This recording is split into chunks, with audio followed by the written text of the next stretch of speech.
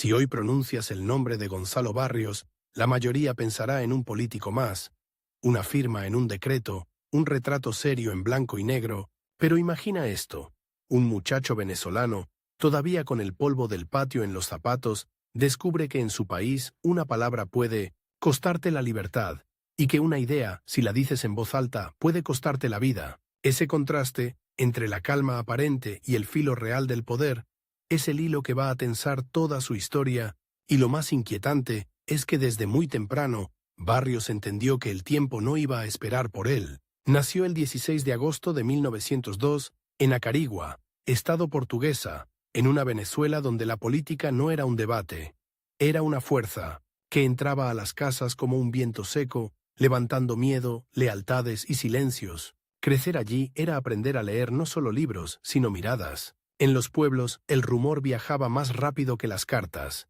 y el rumor sobre el poder siempre venía con una advertencia: no te metas. Pero hay temperamentos que no saben obedecer esa frase. Barrios fue de esos. Su infancia transcurrió en un país marcado por la larga sombra de Juan Vicente Gómez. El gomecismo no era solo un gobierno, era un sistema de control que se sentía en la forma en que la gente bajaba la voz al mencionar Caracas, en cómo se evitaban ciertas conversaciones, en la prudencia casi instintiva de no llamar la atención. Para un joven con inquietud intelectual, esa atmósfera podía producir dos cosas: resignación o rebeldía. En Barrios, la rebeldía no fue un estallido romántico. Fue una decisión fría, gradual, como quien afila una herramienta sabiendo que algún día la necesitará. Se formó en un momento en que estudiar era también una manera de escapar del destino estrecho del pueblo. La educación para él no fue un adorno, fue un arma. En la Venezuela de comienzos del siglo XX, la movilidad social era limitada, y la política estaba secuestrada por caudillos y redes de lealtad, pero en las ciudades, especialmente en los espacios universitarios, empezaba a incubarse algo distinto.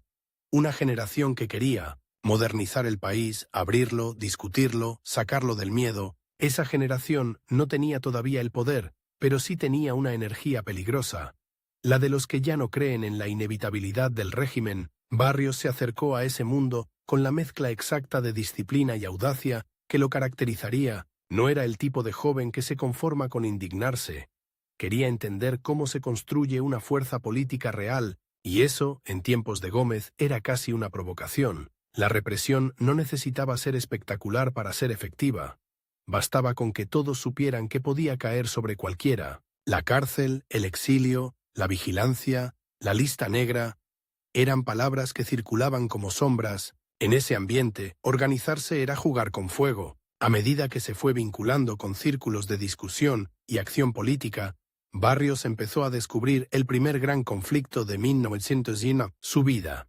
No era solo contra un dictador, sino contra una estructura que parecía eterna. El gomecismo había logrado algo más difícil que ganar batallas.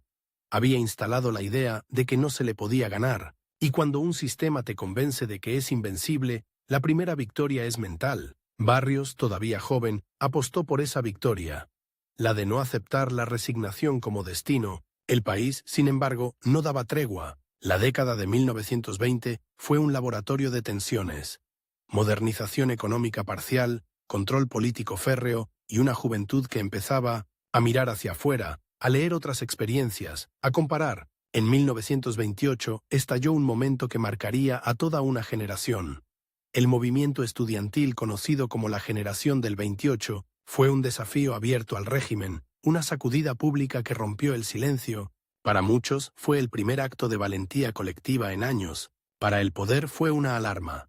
La juventud estaba perdiendo el miedo. Barrios se movió en ese clima de efervescencia y riesgo, donde cada reunión podía ser infiltrada, cada conversación podía ser delatada, cada nombre podía terminar en un expediente. La política dejó de ser teoría, se volvió logística, clandestinidad, estrategia. Y aquí aparece un detalle que suele olvidarse cuando se habla de líderes. Antes de ser figuras, fueron cuerpos vulnerables, dormían poco, se desplazaban con cautela, aprendían a desconfiar de lo obvio. La adrenalina no era un lujo, era una condición de supervivencia. La represión gomecista golpeó con fuerza a quienes se atrevieron a desafiarla. Muchos fueron encarcelados, otros expulsados del país. El exilio, para esa generación, no fue turismo ideológico, fue una herida y una escuela. Barrios conoció esa realidad de cerca. Salir de Venezuela significaba dejar familia, amigos, referencias, pero también significaba ganar perspectiva, conectarse con otras corrientes políticas, entender que la lucha contra una dictadura no se gana solo con coraje, sino con organización y alianzas. En el exterior, la política se veía distinta, menos inmediata, más estratégica. Allí se aprende una lección dura. La nostalgia no derriba gobiernos, hace falta construir instrumentos, y Barrios, que ya mostraba una mente orientada a la estructura, fue consolidando una idea que lo acompañaría siempre. La democracia no se improvisa, se diseña, se defiende y se administra. Esa convicción lo fue alejando de la tentación del gesto heroico aislado y acercándolo a la construcción de un movimiento, pero el tiempo seguía corriendo, y el tiempo, en dictadura, es un enemigo doble, porque cada año que pasa consolida al régimen y desgasta a la oposición. Barrios entendió que su generación tenía una ventana limitada, no podían esperar a cuando sea el momento había que fabricarlo. Esa urgencia, ese reloj invisible, se convirtió en su presión constante. En 1935, la muerte de Juan Vicente Gómez abrió una grieta histórica. No fue una transición limpia ni un amanecer inmediato. Fue más bien como cuando se levanta una tapa y sale el vapor acumulado durante décadas. El país empezó a moverse, a hablar, a exigir, y en ese nuevo aire, los opositores, los exiliados, los organizadores, vieron una oportunidad, pero también un peligro, que el sistema se reacomodara sin cambiar de verdad. Barrios regresó a una Venezuela en transformación, donde la política volvía a ser posible, pero no segura. La apertura parcial traía consigo una pregunta brutal: ¿cómo convertir la protesta en poder democrático sin caer en el caos o en otra forma de autoritarismo? Allí su perfil empezó a definirse con más nitidez. No era solo un agitador, era un constructor, y construir en un país acostumbrado a los hombres fuertes era casi una herejía. En esos años se fue acercando a los esfuerzos de organización que desembocarían en una de las fuerzas políticas más influyentes del siglo XX venezolano, Acción Democrática. La historia de ese partido no se entiende sin la presión de la clandestinidad previa, sin el aprendizaje del exilio, sin la necesidad de convertir indignación en programa. Barrios fue parte de ese proceso, aportando capacidad organizativa y visión política. No se trataba solo de ganar elecciones, que aún eran una promesa incierta, sino de crear una maquinaria civil capaz de sostener una democracia real. La Venezuela de finales de los años 30 y comienzos de los 40 era un tablero inestable. Había reformas, sí, pero también límites. Había expectativas, pero también miedo a que todo se cerrara de nuevo. En ese contexto, Barrios se movía con una mezcla de paciencia y determinación. Sabía que la política no es una línea recta. Es una sucesión de avances y retrocesos, de aperturas y cierres, y cada cierre podía significar cárcel otra vez. Mientras el país discutía su futuro, Barrios y su generación enfrentaban un dilema. ¿Hasta dónde presionar sin provocar una reacción que aplastara el proceso? ¿Cómo empujar la democratización sin regalarle al poder la excusa perfecta para reprimir? Esa tensión entre la urgencia y la prudencia se convirtió en un pulso constante, y en ese pulso Barrios fue afinando su estilo. Menos estridente, más calculador, pero no menos firme. A comienzos de los años 40, Acción Democrática ya no era solo un grupo de ideas, era una fuerza en expansión, y con esa expansión llegó el siguiente nivel de riesgo. Porque cuando una oposición crece, deja de ser un rumor y se convierte en amenaza. Y cuando se convierte en amenaza, el sistema responde. Barrios lo sabía. La historia venezolana estaba llena de aperturas que terminaban en golpes, de promesas que terminaban en persecución. La pregunta no era si habría choque, sino cuándo. En ese punto, su vida ya estaba marcada por un conflicto real y concreto. La lucha contra el autoritarismo y sus mutaciones no era un enemigo con un solo rostro.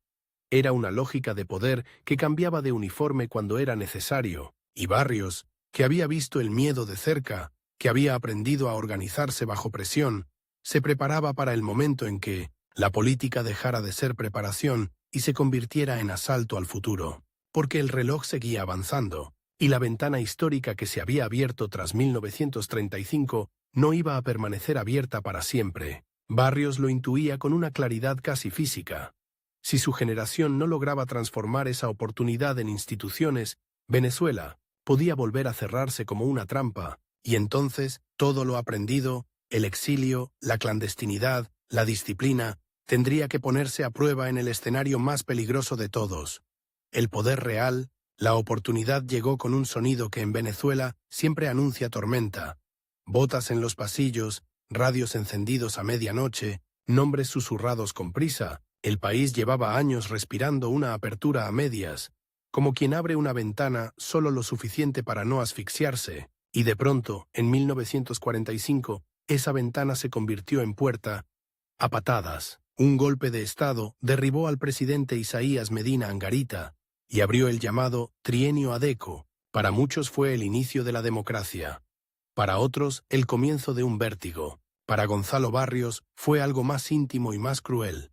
El instante en que la política dejó de ser resistencia y se volvió responsabilidad, y la responsabilidad, en un país acostumbrado a caudillos, puede matarte más rápido que la cárcel. Barrios no era el rostro más ruidoso de Acción Democrática, pero sí uno de sus engranajes más finos. En la clandestinidad había aprendido que las revoluciones se pierden por detalles. Una lista mal guardada, una reunión mal convocada, una consigna que no se entiende en el barrio. Ahora, con el poder asomándose, esos detalles se multiplicaban, porque gobernar no era solo prometer, era administrar hambre, expectativas, resentimientos y una pregunta que se clavaba como un alfiler en cada conversación. ¿Y si esto dura poco? El trienio Adeco, 1945 a 1948, fue una carrera contra el reloj. En 3 años había que hacer lo que Venezuela no había hecho en décadas: abrir el sistema, organizar elecciones, ampliar derechos, demostrar que un partido civil podía conducir un Estado sin convertirse en otra dictadura. Barrios, desde posiciones de dirección política dentro de Acción Democrática, se movía en ese tablero con una mezcla de disciplina y nervio. No era un romántico del poder, era un técnico de la política, y en esos años esa frialdad era necesaria, porque el país ardía de entusiasmo y de miedo. La escena era casi cinematográfica. Mítines multitudinarios, banderas, discursos que prometían un país nuevo, y al mismo tiempo cuarteles, observando en silencio, oficiales midiendo fuerzas, sectores tradicionales sintiendo que el suelo se les movía. La democracia nacía con un enemigo dentro de la casa. La tentación militar de corregir la historia a punta de fusil. Barrios lo sabía por instinto y por memoria. Venezuela no perdonaba a los civiles cuando se equivocaban. A los civiles se les exige perfección.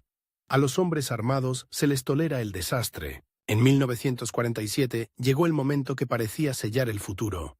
Elecciones universales, directas y secretas. Rómulo Gallegos, el novelista convertido en símbolo, ganó la presidencia. Era una imagen poderosa, el escritor, el civil, el maestro, sentado en Miraflores, pero esa imagen también era frágil, como un vidrio fino en una sala llena de piedras. Barrios, que había visto cómo el autoritarismo cambia de máscara, entendía que el verdadero examen no era ganar, sino sobrevivir al día siguiente. Y el día siguiente, en Venezuela, siempre trae conspiraciones. La tensión creció en los pasillos del poder. Había reformas, sí, pero también resistencias. Había entusiasmo popular, pero también impaciencia. Y había, sobre todo, una sensación de que el tiempo se estaba acabando. No era paranoia, era historia. En 1948, apenas meses después de la toma de posesión de Gallegos, los militares dieron el golpe, la democracia se desplomó como una lámpara colgada de un hilo, y en ese instante, Barrios volvió a sentir el viejo sabor metálico de la persecución. El mismo país, el mismo mecanismo, solo que, ahora el golpe no venía de un dictador envejecido, sino de una institución que se presentaba como salvadora. La Junta Militar instaló un nuevo orden. Para Acción Democrática, el mensaje fue claro. Fuera del juego, para Barrios, el conflicto se volvió personal otra vez. No era solo la lucha por ideas, era la lucha por sobrevivir políticamente, sin traicionar lo que habían intentado construir. Muchos fueron perseguidos, encarcelados, empujados al exilio, y el exilio, para Barrios, no era un paréntesis. Era una segunda vida, con la misma urgencia y menos certezas. En el exterior, la política se vuelve una mezcla de estrategia y nostalgia. Se vive con maletas mentales. Un pie en el país que dejaste, otro en el país que te tolera. Barrios se movió en ese mundo de reuniones discretas, contactos, cartas, planes que dependen de noticias fragmentadas, y mientras tanto, en Venezuela, la dictadura se consolidaba. En 1952, Marcos Pérez Jiménez terminó de convertir el régimen en una maquinaria abierta de control. La modernización material, carreteras, obras, propaganda, venía acompañada de un precio oscuro: vigilancia, tortura, censura, miedo, un país con edificios nuevos y bocas cerradas. Aquí aparece el giro más incómodo. El régimen no solo reprimía, también seducía. Mostraba progreso, orden, eficiencia. Y esa seducción era peligrosa, porque dividía a la sociedad y desgastaba a la oposición. Barrios y los suyos tenían que pelear no solo contra la policía política, sino contra la idea de que la dictadura funcionaba. Era una batalla contra el cinismo, y el cinismo, cuando se instala, es más difícil de derrotar que un general. En esos años, Barrios se convirtió en un organizador persistente de la resistencia democrática. Acción Democrática fue ilegalizada, pero no desapareció. Se replegó, se fragmentó, se reconstruyó. La oposición aprendió a hablar en clave, a moverse por redes, a sobrevivir a infiltraciones. Cada contacto podía ser una trampa, cada visita un seguimiento, cada nombre una condena. Y aún así, la maquinaria clandestina siguió, porque Barrios entendía algo esencial. Si la dictadura lograba cortar la continuidad organizativa, el país volvería a empezar desde 1900 cuando cayera el régimen. Y empezar desde cero es la forma más elegante de perder el futuro. La presión no era solo política, era humana. El exilio desgasta. La distancia enfría alianzas. Las discusiones internas se vuelven más agrias cuando no hay territorio que administrar. Y sin embargo, en medio de esa intemperie, se fue gestando una idea que cambiaría el destino inmediato de Venezuela.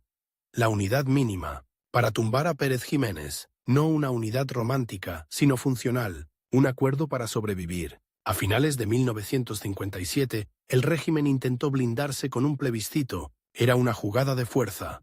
Convertir la permanencia del dictador en un mandato fabricado. Pero la maniobra tuvo un efecto contrario.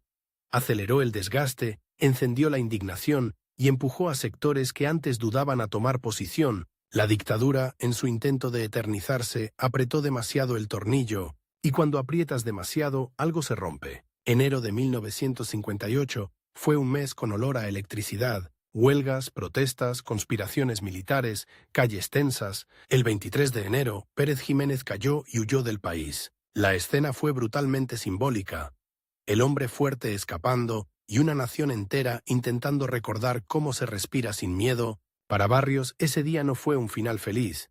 Fue el inicio del tramo más difícil, porque derribar una dictadura es una cosa, evitar que el vacío se llene con otra es otra muy distinta. Y entonces llegó el momento del pacto, el Pacto de Punto Fijo, firmado en 1958 por los principales partidos democráticos, buscaba asegurar reglas mínimas: respeto a los resultados electorales, gobierno de coalición, defensa del sistema frente a aventuras golpistas. Para algunos fue pragmatismo necesario, para otros una transacción. Para Barrios era una respuesta directa a su trauma histórico.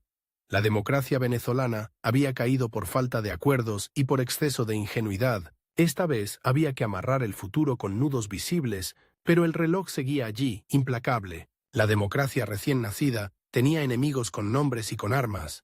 Militares descontentos, grupos extremistas, intereses económicos, temerosos y la sombra de la Guerra Fría, que convertía cada conflicto interno en un tablero internacional. Barrios, dentro de Acción Democrática, se movía como quien camina sobre vidrio.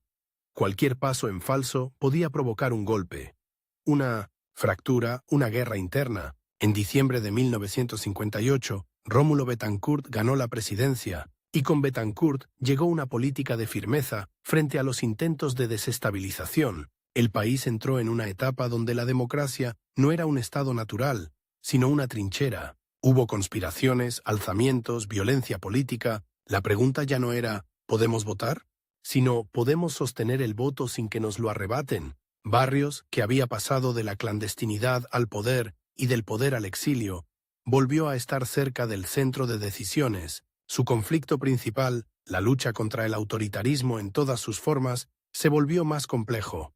Ahora el enemigo, no siempre, llevaba uniforme de dictador. A veces se presentaba como impaciencia revolucionaria, como nostalgia del orden, como tentación de atajos, y en medio de esa tormenta, él tenía una limitación concreta, casi física. El tiempo político. Sabía que la ventana abierta en 1958 podía cerrarse con la misma rapidez con la que se había abierto en 1945. 3 años, 5 años, un solo error. Y el país podía volver a la noche. Por eso, mientras Venezuela celebraba el regreso de la democracia, Barrios trabajaba con una urgencia silenciosa. No bastaba con ganar elecciones. Había que construir un sistema que resistiera el próximo golpe, la próxima crisis, el próximo caudillo, y esa tarea, la de convertir una victoria en estructura, era el verdadero campo de batalla, porque la historia venezolana no perdona a los que creen que el peligro ya pasó. En Venezuela, el peligro solo cambia de forma, y justo cuando parecía que el país por fin había aprendido la lección, la realidad volvió a torcer el guión. La democracia, para sobrevivir, tendría que tomar decisiones duras, impopulares, a veces sangrientas, y Barrios, que había luchado para abrir la puerta, estaba a punto de descubrir que mantenerla abierta podía costar más que derribarla. La puerta estaba abierta, pero alguien tenía el dedo en el gatillo, esperando el primer tropiezo para cerrarla de un disparo. En 1959, Venezuela amaneció democrática, sí, pero con el aire cargado de pólvora. Cuarteles inquietos, conspiraciones que se cocinaban, en voz baja, una izquierda que miraba a Cuba como si fuera un faro, y una derecha que seguía soñando con orden, aunque oliera a botas. En ese tablero, Gonzalo Barrios no tenía el lujo de la épica. Tenía, en cambio, una cuenta regresiva clavada en la nuca. Si la democracia no demostraba resultados y control en pocos años, el país volvería a la noche, y él lo sabía porque ya lo había vivido. La historia venezolana no avisa 2 veces. Barrios entró en la etapa más áspera de su vida pública, como quien entra a una sala de máquinas. Ruido, calor, piezas girando a velocidad peligrosa. Dentro de Acción Democrática, su papel fue el del organizador que no se distrae con aplausos. Mientras el gobierno de Rómulo Betancourt intentaba consolidar instituciones, Barrios se movía entre la disciplina partidista y la necesidad de pactar con otros actores para que el sistema no se partiera. El pacto de Punto Fijo no era un poema, era un chaleco antibalas político, y aún así no garantizaba nada. La amenaza no era abstracta. En 1960 y 1961, el país vivió intentos de desestabilización que parecían escenas repetidas de una película maldita. Rumores de golpes, oficiales que se creían árbitros de la nación y una violencia que empezaba a buscar su propio lenguaje. La Revolución cubana había cambiado el clima de toda América Latina. En Venezuela, ese cambio se sintió como una fiebre. La idea de que la democracia era lenta y la revolución rápida se volvió tentación para muchos jóvenes. Y la tentación, cuando se arma, deja de ser idea. Se vuelve plomo. En 1961 se aprobó una nueva constitución, un hito que parecía ponerle columnas al edificio democrático, pero las columnas se levantaban mientras el suelo temblaba. Barrios, desde la Dirección de Acción Democrática, empujaba una lógica que a veces sonaba fría.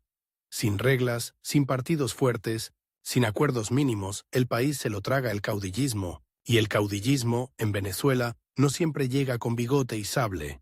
A veces llega con consignas y promesas de pureza. Entonces vino el golpe emocional. La democracia tuvo que defenderse con dureza. Hubo alzamientos militares como el Carupanazo y el Porteñazo en 1962, episodios que dejaron muertos, heridas abiertas y una sensación de fragilidad extrema. Las imágenes eran brutales. Ciudades con disparos, soldados enfrentados a soldados, civiles atrapados en medio. Para Barrios, aquello era el recordatorio de que el enemigo no era solo un dictador con nombre propio. Era una cultura política que, ante la crisis, prefería el atajo, y el atajo siempre termina en precipicio. En ese mismo período, la guerrilla y la violencia política se convirtieron en un desafío real. No era una discusión de café, era un Estado enfrentando grupos armados y una sociedad que podía polarizarse hasta romperse. Barrios tuvo que sostener una posición incómoda, defender la democracia sin convertirla en caricatura represiva y al mismo tiempo impedir que la violencia la devorara desde dentro. Ese equilibrio era un alambre sobre el vacío, un paso en falso, y el país podía caer en una espiral donde ya no importaran las elecciones, sino quién disparaba más. La tensión también era interna. Acción Democrática no era un bloque de granito, era un partido grande, con corrientes, ambiciones, heridas del exilio y del poder. Barrios, que había aprendido en la clandestinidad a desconfiar de las improvisaciones, se convirtió en un hombre de orden dentro del partido, y ese rol tiene un precio. Te vuelves imprescindible y al mismo tiempo blanco, porque cuando la política se calienta, el que organiza también estorba. En 1964 ocurrió un momento que parecía simple, pero en Venezuela era casi un milagro. Un presidente electo entregó el poder a otro presidente electo. Betancourt le pasó la banda a Raúl Leoni. La democracia, por primera vez en mucho tiempo, demostraba continuidad, pero esa continuidad no era automática, era una victoria diaria. Barrios siguió en el centro del engranaje ADECO y su influencia se notaba en la obsesión por mantener al partido como columna del sistema, no como tribu de ocasión. El país, sin embargo, no se calmó de inmediato. La década de los 60 fue una mezcla de modernización, conflicto y aprendizaje a golpes. Mientras se intentaba ampliar infraestructura, educación y administración pública, la violencia seguía siendo una sombra. Barrios entendía que la democracia no podía vivir solo de discursos. Necesitaba resultados tangibles y necesitaba también una narrativa que no dejara el patriotismo en manos de los extremos. Si la gente asociaba democracia con caos, el autoritarismo volvería disfrazado de salvación. Y entonces llegó un giro que pocos esperaban. Barrios pasó de ser el estratega de partido a convertirse en figura de Estado con responsabilidades directas. En 1968, en un país donde perder el poder podía significar persecución o ruptura, Acción Democrática perdió las elecciones. Ganó Rafael Caldera. Y lo verdaderamente histórico no fue solo la derrota, sino la aceptación del resultado. La alternancia pacífica fue una prueba de fuego. Para Barrios, que había visto caer gobiernos por golpes, aquello era una escena casi irreal. El poder cambiando de manos sin tanques en la calle, pero esa escena también tenía un mensaje cruel. La democracia ya no dependía de un solo partido. Había que aprender a vivir sin monopolio. En ese nuevo mapa, Barrios se convirtió en una de las voces que defendían la institucionalidad por encima del resentimiento, porque el peligro, tras una derrota, es la tentación de incendiar la casa para que el otro no la habite. Y Barrios sabía que esa tentación era exactamente el tipo de veneno que había destruido oportunidades anteriores. Su conflicto seguía siendo el mismo, solo que más sofisticado. Luchar contra el autoritarismo, incluso cuando se disfraza de justicia partidista. A comienzos de los 70, Acción Democrática se reorganizó para volver, y Barrios, con su reputación de operador serio, fue ganando un lugar que lo acercaba a la primera línea. En 1973, el partido lo postuló como candidato presidencial. Allí, la política dejó de ser solo estrategia. Se volvió exposición total. Un hombre que había sobrevivido a la clandestinidad y al exilio, ahora tenía que sobrevivir a algo distinto, igual de peligroso. La opinión pública, la campaña, el desgaste, la caricatura. La campaña de 1973 fue una batalla de símbolos. Venezuela estaba entrando en la era del petróleo como promesa gigantesca. El dinero parecía capaz de comprar futuro, y en ese escenario apareció un rival con una narrativa poderosa. Carlos Andrés Pérez, también de Acción Democrática, pero con un estilo arrollador, una energía que parecía hecha para la televisión y las plazas. El choque no fue solo entre personas, fue entre maneras de entender el liderazgo. Barrios representaba la estructura, la disciplina, el partido como institución. Pérez representaba el impulso, el carisma, la promesa de grandeza inmediata. Y en política, la grandeza inmediata suele ganar aplausos, aunque después cobre factura. Barrios perdió esa candidatura dentro de su propio universo político, y el país eligió a Pérez. El giro fue duro. El hombre que había sostenido la maquinaria democrática veía cómo el poder se inclinaba hacia un liderazgo más personalista, más espectacular, y sin embargo, aquí está lo inesperado. Barrios no se convirtió en saboteador ni en resentido profesional, se mantuvo como pieza clave del sistema, porque su obsesión no era el trono, sino la continuidad democrática. En un país donde la política suele ser venganza, esa actitud era casi subversiva. Durante el primer gobierno de Carlos Andrés Pérez, con el boom petrolero y la sensación de riqueza infinita, Barrios ocupó un rol central como ministro de Relaciones Interiores, y ese cargo, en Venezuela, no es un despacho, es una trinchera. Allí se manejan policías, orden público, tensiones sociales y el pulso real de la calle. Si el país se desborda, ese ministerio arde primero. Barrios tuvo que enfrentar un dilema permanente: cómo mantener el orden sin traicionar el espíritu democrático que había costado décadas recuperar. El petróleo traía dinero, pero también traía ansiedad. La gente veía obras, anuncios, promesas, y al mismo tiempo crecía la desigualdad, la corrupción, el apetito de grupos que querían su tajada. La democracia, paradójicamente, empezaba a ser juzgada no por su libertad, sino por su capacidad de repartir. Barrios veía el peligro.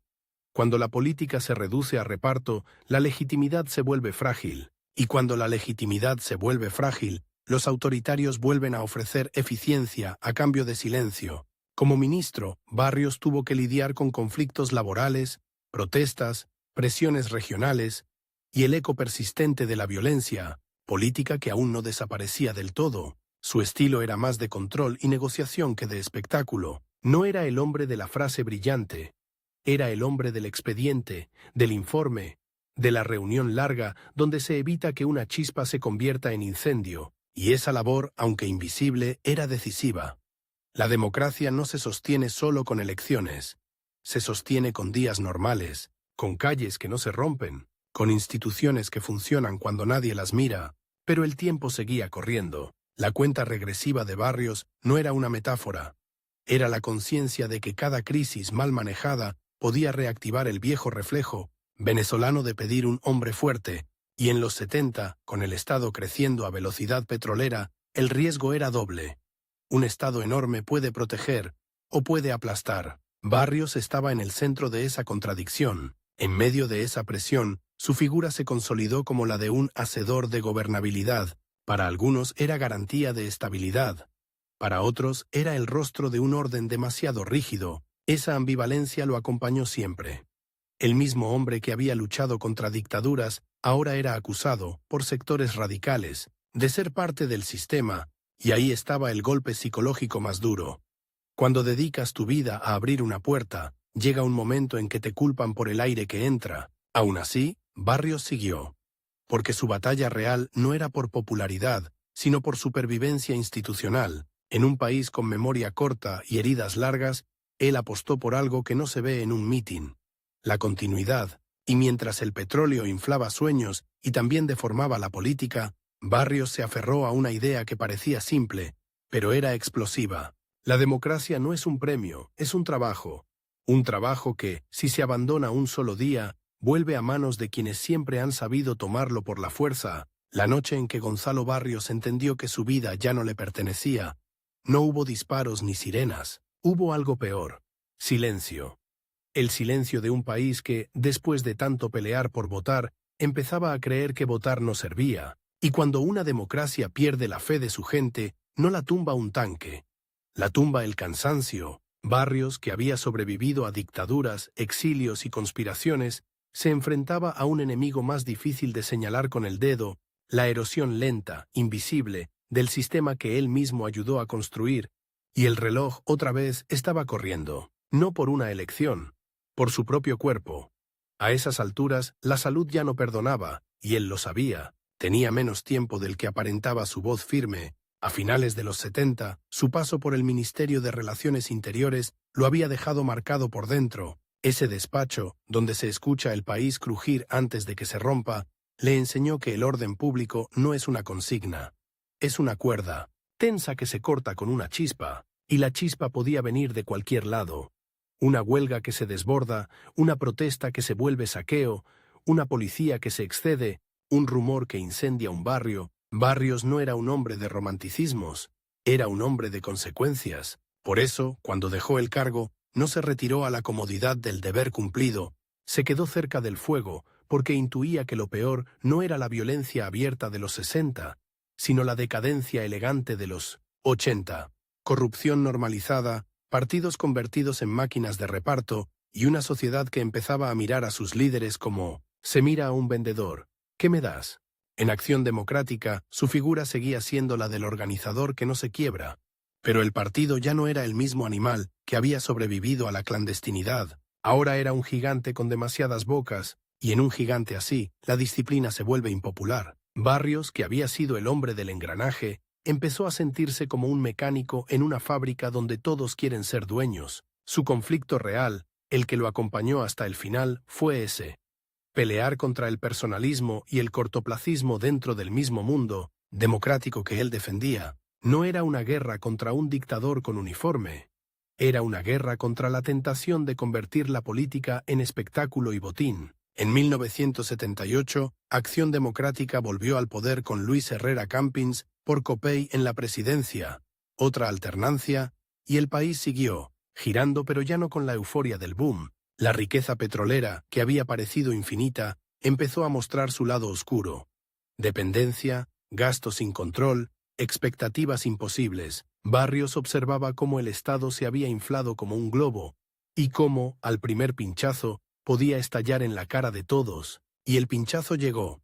En 1983, el Viernes Negro golpeó como una bofetada. Devaluación, pérdida de poder adquisitivo, sensación de estafa colectiva. Para millones fue el día en que el futuro se encogió. Para Barrios fue el día en que la democracia quedó expuesta a su prueba más cruel. ¿Qué pasa cuando ya no hay dinero para comprar paz social?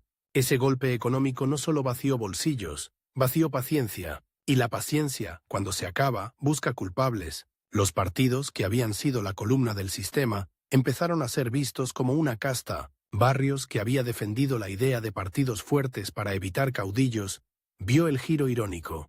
La gente empezaba a odiar precisamente a las estructuras que habían evitado el regreso de las botas. Era un cambio de clima, como cuando el aire se vuelve pesado antes de una tormenta, y él lo olía. En 1984, con Jaime Lucinchi en la presidencia, Acción Democrática regresó al poder. Barrios ya no era el ministro en primera línea, pero seguía siendo una referencia interna, un hombre al que se consultaba cuando el piso temblaba. Sin embargo, el temblor ya no venía solo de conspiraciones militares o guerrillas. Venía de la desconfianza. La corrupción, real y percibida, se convirtió en un ácido que corroía todo. Barrios, que había vivido la política como sacrificio y disciplina, veía cómo muchos la vivían como oportunidad, y ese contraste lo golpeaba con una mezcla de rabia y tristeza, porque sabía que el descrédito no distingue. Cuando cae la reputación de los políticos, cae la legitimidad de la democracia. El giro inesperado de su vejez política fue que, mientras algunos lo querían como símbolo del pasado, él insistía en hablar del futuro. No se dedicó a escribir memorias para embellecerse. Se dedicó a advertir. En reuniones, en conversaciones, en su círculo, repetía una idea que sonaba incómoda. Si el sistema no se reforma, si no se limpia, si no se vuelve a conectar con la gente, el país va a buscar un salvador. Y un salvador, en Venezuela, casi siempre llega con factura autoritaria. Barrios no necesitaba profecías, le bastaba la historia. En 1988, Carlos Andrés Pérez volvió a la presidencia. Para muchos fue el regreso del carisma. La promesa de que el viejo brillo petrolero podía repetirse. Barrios, que lo había conocido en la gloria y en la maquinaria, entendía el riesgo. El país estaba emocionalmente quebrado, y cuando un país está así, se aferra a figuras grandes como quien se aferra a una tabla en el mar. Pero la tabla puede estar podrida, y el segundo gobierno de Pérez empezó con una decisión que encendió la calle.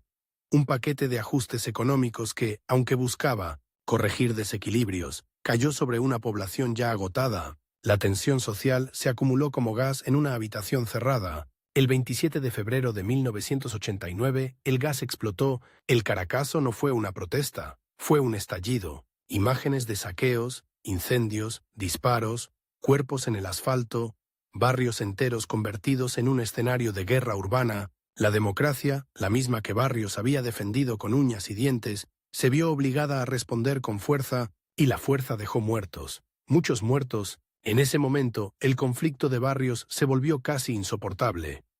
¿Cómo sostener el orden sin destruir el alma del sistema? ¿Cómo evitar que el Estado se convierta en aquello contra lo que se luchó?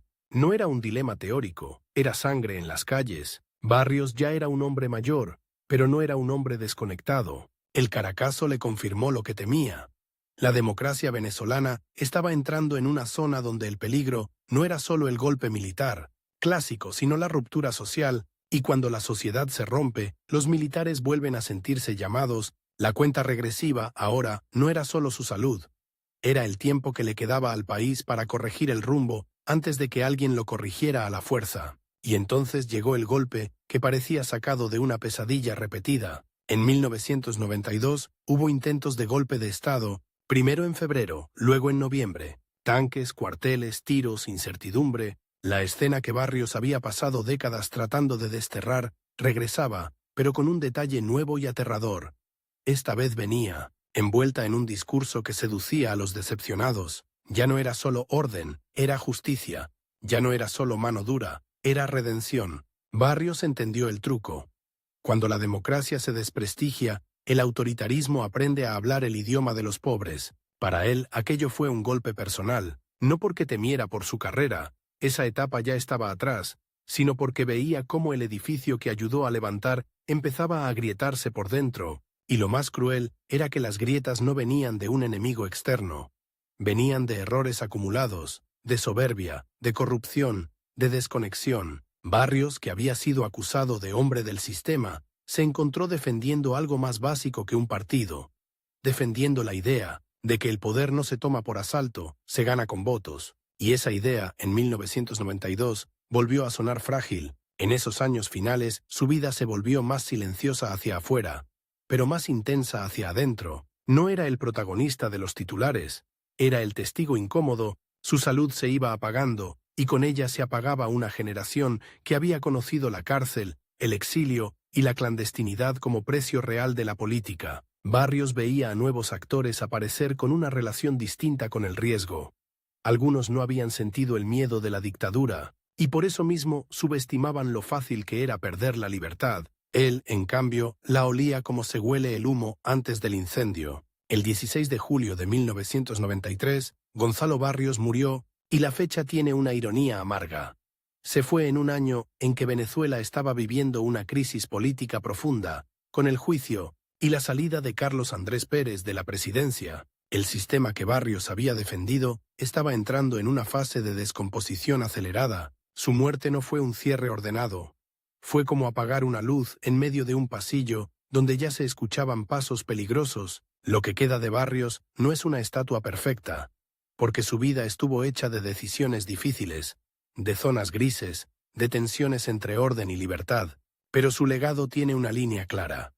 Fue uno de los arquitectos de la democracia venezolana del siglo XX, no desde el balcón del Hitos caudillo, sino desde la sala de máquinas. Su nombre está ligado a la idea de organización política como defensa contra el autoritarismo, a la convicción de que sin partidos, sin reglas, sin acuerdos, el país vuelve a la ley del más fuerte, y hay una imagen final que lo resume mejor que cualquier elogio. Barrios como un hombre que pasó la vida sosteniendo una puerta abierta con el cuerpo, una puerta que muchos daban por sentada, una puerta que otros querían cerrar a patadas, una puerta que a veces se llenó de humo, de gritos, de sangre. Él no fue el más carismático, ni el más querido, ni el más celebrado, pero entendió algo que pocos entienden hasta que es tarde. La democracia no muere de un solo disparo, muere de pequeñas renuncias. Y su pelea, hasta el último aliento, fue contra esa renuncia lenta, cómoda, fatal.